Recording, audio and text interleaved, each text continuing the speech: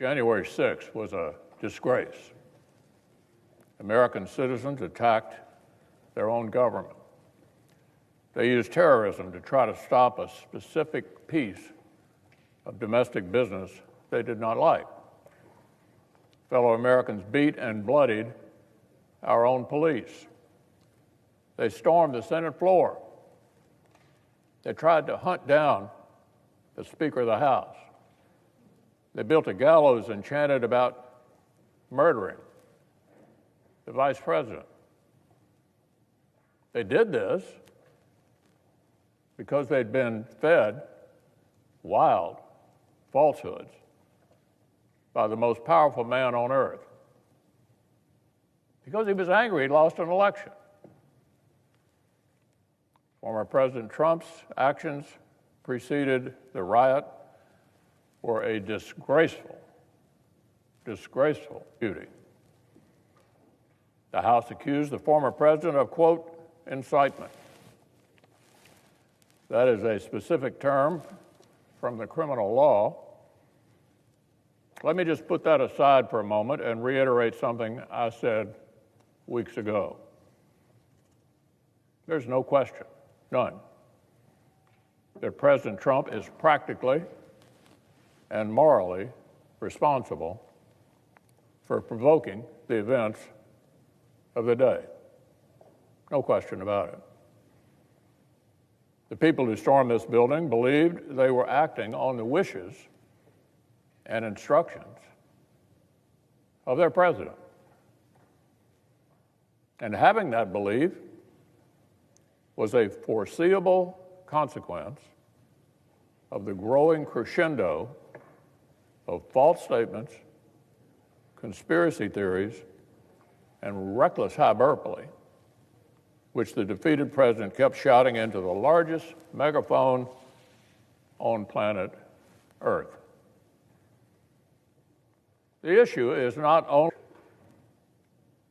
on January 6th. It is not just his endorsement of remarks in which an associate urged, quote, trial by combat. It was also the entire manufactured atmosphere of looming catastrophe, the increasingly wild myths about a reverse landslide election that was somehow being stolen, some secret coup by our now president. Now, I defended the president's right to bring any complaints to our legal system. The legal system spoke. The Electoral College spoke. As I stood up and said clearly at that time, the election was settled. It was over.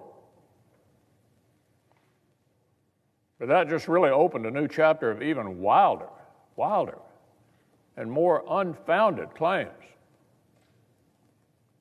The leader of the free world cannot spend weeks thundering that shadowy forces are stealing our country and then feign surprise when people believe him and do reckless things. Now, sadly, many politicians sometimes make overheated comments or use metaphors. We saw that unhinged listeners might take literally, but that was different. That's different from what we saw. This was an intensifying crescendo of conspiracy theories orchestrated by an outgoing president who seemed determined to either overturn the voters' decision or else torch our institutions on the way out. The unconscionable behavior did not end when the violence actually began. Whatever our ex-president claims he thought might happen that day, whatever reaction he says he meant to produce, by that afternoon, we know he was watching the same live television as the rest of us. A mob was assaulting the Capitol in his name. These criminals were carrying his banners, hanging his flags, and screaming their loyalty to him. It was obvious that only President Trump could end this. He was the only one who could. Former aides publicly begged him to do so. Loyal allies frantically called the administration. The president did not act swiftly. He did not do his job. He didn't take steps so federal law could be faithfully executed and order restored. No. Instead, according to public reports, he watched television happily, as the chaos unfolded. He kept pressing his scheme to overturn the election. Now, even after it was clear to any reasonable observer that Vice President Pence was in serious danger, even as the mob, carrying Trump banners, was beating cops and breaching perimeters, the president sent a further tweet attacking his own vice president. Now, predictably and foreseeably under the circumstances, members of the mob seem to interpret this as a further inspiration to lawlessness and violence, not surprisingly. Later, even when the president did half-heartedly begin calling for peace, he didn't call right away for the riot to end. He did not tell the mob to depart until even later. And even then, with police officers bleeding and broken glass covering Capitol floors, he kept repeating election lies and praising the criminals. In recent weeks, our ex-president's associates have tried to use the 74 million Americans who voted to re-elect him as a kind of human shield against criticism. Using the 74 million who voted for him as a kind of a human shield against criticism. Anyone who decries his awful behavior is accused of insulting millions of voters. That's an absurd deflection.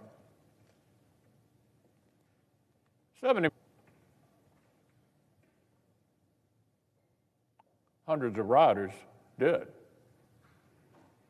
74 million Americans did not engineer the campaign of disinformation and rage that provoked it. One person did. Just one. Now, I've made my view of this episode very plain. But our system of government gave the Senate a specific task. The Constitution gives us a particular role. This body is not invited to act as the nation's overarching moral tribunal. We're not free to work backward from whether the accused party might personally deserve some kind of punishment.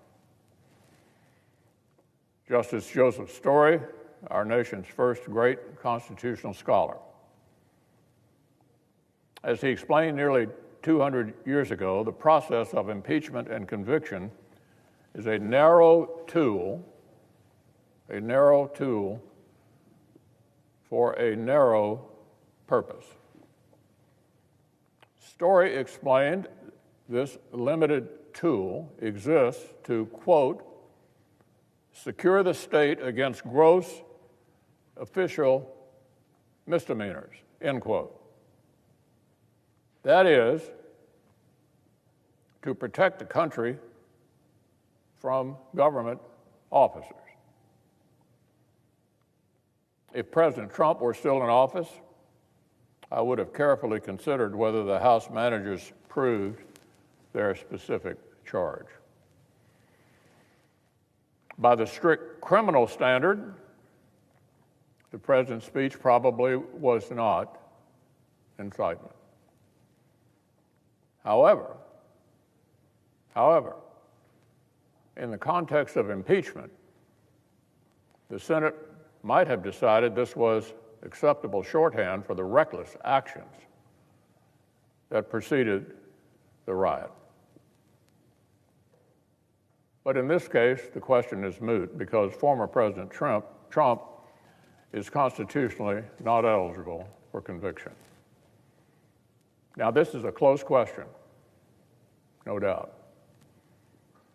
Donald Trump was the president when the House voted, though not when the House chose to deliver the papers. Brilliant scholars argue both sides of this jurisdictional question. The text is legitimately ambiguous. I respect my colleagues who've reached either conclusion. But after intense reflection, I believe the best constitutional reading shows that Article 2, Section 4 exhausts the set of persons who can legitimately be impeached, tried, or convicted. It's the president, it's the vice president, and civil officers. We have no power to convict and disqualify a former office holder who is now a private citizen. Here is Article 2, Section 4. Quote, the president, the vice president, and all civil officers of the United States shall be removed from office on impeachment for and conviction of treason, bribery, or other high crimes and misdemeanors, end quote. Now, everyone basically agrees that the second half of that sentence exhausts the legitimate grounds for conviction. The debates around the Constitution's framing make that abundantly clear. Congress cannot convict for reasons besides those. It therefore follows that the list of persons in that same sentence is also exhaustive. There's no reason why one list would be exhaustive, but the other would not.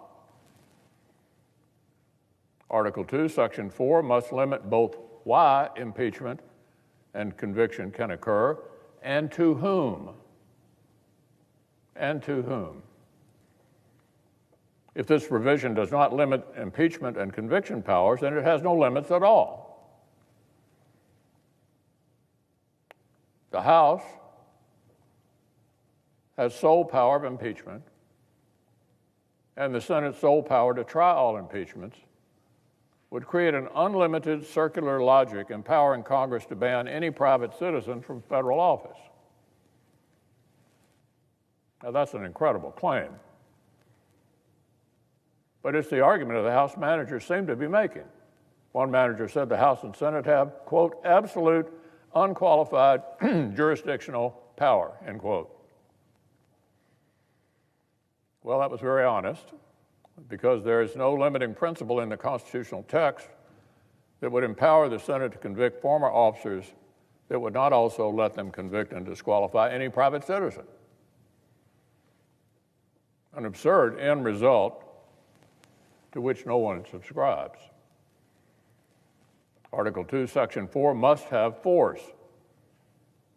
It tells us the president, vice president, and civil officers may be impeached and convicted. Donald Trump's no longer the president. Likewise, the provision states that officers subject to impeachment and conviction shall be removed from office if convicted. Shall be removed from office if convicted. As Justice Story explained, the Senate, upon conviction, is bound in all cases to enter a judgment of removal from office. Removal is mandatory upon conviction. Clearly, he explained, that mandatory sentence cannot be applied to someone who's left office. The entire process revolves around removal. If removal becomes impossible, conviction becomes insensible. Counterintuitive that an office holder can elude Senate conviction by resignation or expiration of term, an argument we heard made by the managers. But this underscores that impeachment was never meant to be the final forum for American justice. Never meant to be the final forum for American justice. Impeachment, conviction, and removal are a specific intra-governmental safety valve. It is not the criminal justice system where individual accountability is the paramount goal. Indeed, Justice Story specifically reminded that while former officials were not eligible for impeachment or conviction, they were, and this is extremely important, still liable to be tried and punished in the ordinary tribunals of justice. Put another way, in the language of today, President Trump is still liable for everything he did while he was in office as an ordinary citizen. Unless the statute of limitations is run, still liable for everything he did while he's in office. Didn't get away with anything yet. We have a criminal justice system in this country. We have civil litigation. And former presidents are not immune from being accountable by either one. I believe the Senate was right not to grab power the Constitution doesn't give us.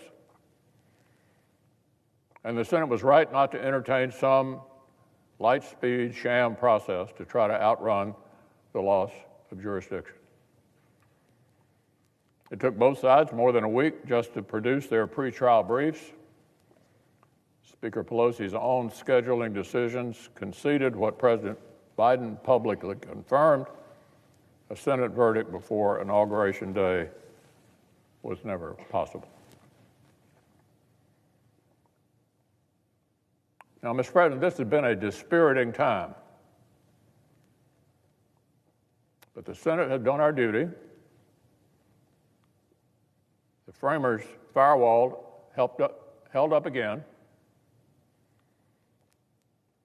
On January the 6th, we returned to our posts and certified the election. We were uncowed. We were not intimidated. We finished the job. And since then, we resisted the clamor to defy our own constitutional guardrails in hot pursuit of a particular outcome. We refused to continue a cycle of recklessness by straining our own constitutional boundaries in response. The Senate's decision today does not condone anything that happened on or before that terrible day, that senators did what the former president failed to do. We put our constitutional duty first.